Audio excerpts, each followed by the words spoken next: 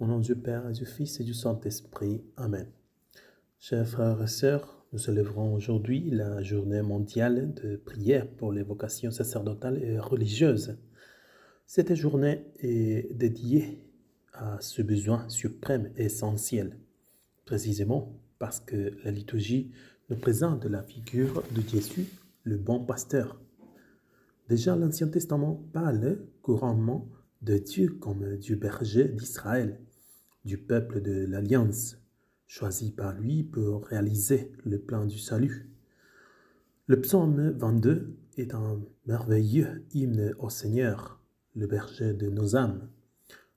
Dit le psaume, « Le Seigneur est mon berger, je ne manque de rien. Il me fait reposer dans les verts pâturages. Il me conduit près des eaux tranquilles. Il restaure mon âme. Il restaure ma force. Il me conduit dans les sentiers de la justice. Quand je marche dans la vallée de l'ombre de la mort, je ne crains aucun mal, car tu es avec moi. » Les prophètes Isaïe, Jérémie et Ézéchiel reviennent souvent sur le thème du peuple, le troupeau du Seigneur. « Voici votre Dieu. Il paîtra son troupeau comme un berger. Il le rassemblera de son bras, dit Isaïe. Et surtout, il proclame le Messie comme le pasteur qui paîtra vraiment ses brebis et ne les laissera plus se disperser.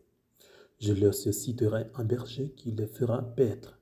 Mon serviteur David les fera paître. Il sera leur berger, dit le prophète Ézéchiel.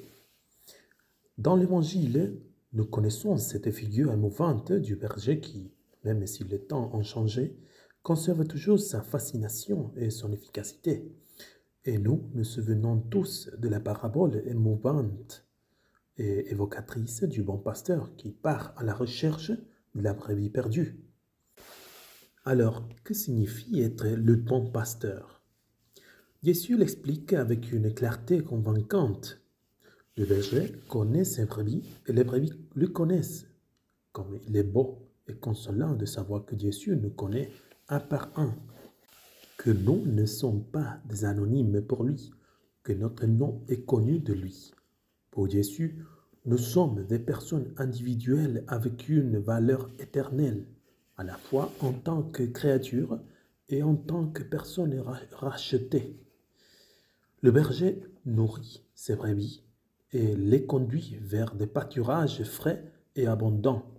Jésus est venu apporter la vie aux âmes et la donner en surabondance. Et la vie des âmes consiste essentiellement en trois réalités suprêmes: la vérité, la grâce et la gloire. Jésus est la vérité parce qu'il est le Verbe incarné. Il est, comme le disait saint Pierre aux chefs du peuple et aux anciens, la pierre angulaire, la seule sur laquelle il est possible de construire l'édifice familial, social et politique.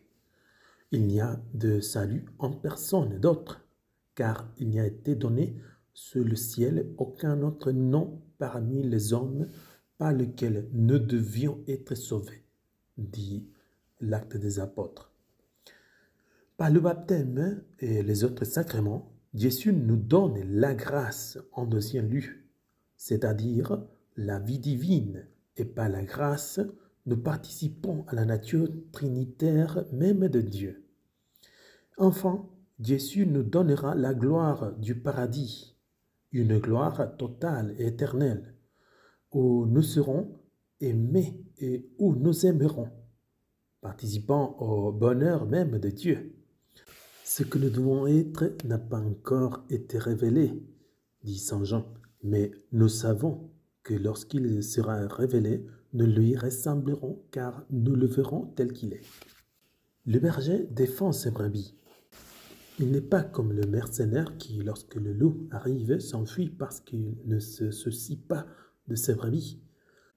Malheureusement, nous savons bien que dans le monde, il y a toujours des mercenaires qui sèment la haine, la méchanceté, le doute, la confusion, des idées et des sentiments.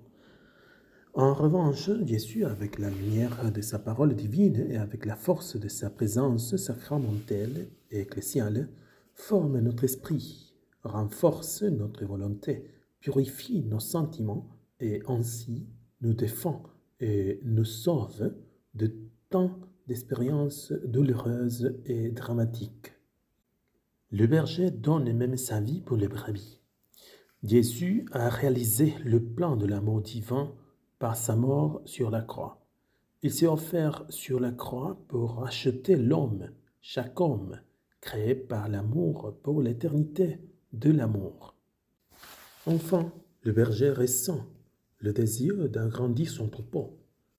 Jésus affirme clairement son désir universel. J'ai d'autres brebis qui ne sont pas de cette bergerie. Il faut que je les amène, elles entendront ma voix et il y aura un seul troupeau et un seul berger. Jésus veut que tous les hommes le connaissent, l'aiment et le suivent. Quelques exhortations pour conclure. Nous ne devons jamais nous laisser de prière pour les vocations sacerdotales et religieuses et pour la persévérance dans l'engagement de la consécration au Seigneur et aux âmes. Nous ne devons pas non plus négliger l'Église domestique en créant dans les familles un climat propice à la naissance des vocations, sans avoir peur que Dieu appelle nos enfants. C'est pourquoi nous demandons également la générosité des enfants pour qu'ils écoutent l'appel de Dieu à leur service. Cela a toujours été un honneur d'être appelé par une personne éminente à entrer en son service, et encore plus quand il s'agit de Dieu lui-même. Le monde a besoin aujourd'hui, plus que jamais, de témoins convaincus et totalement consacrés. Je termine en rappelant l'invocation de Jésus, le bon pasteur. La moisson est abondante, mais les ouvriers sont peu nombreux. Priez donc le maître de la moisson d'envoyer des ouvriers dans sa moisson. Nous confions ce désir à Marie, mère de Jésus, le bon pasteur, notre mère et inspiratrice de toute évocation sacrée. Au nom du Père, du Fils et du Saint-Esprit. Amen.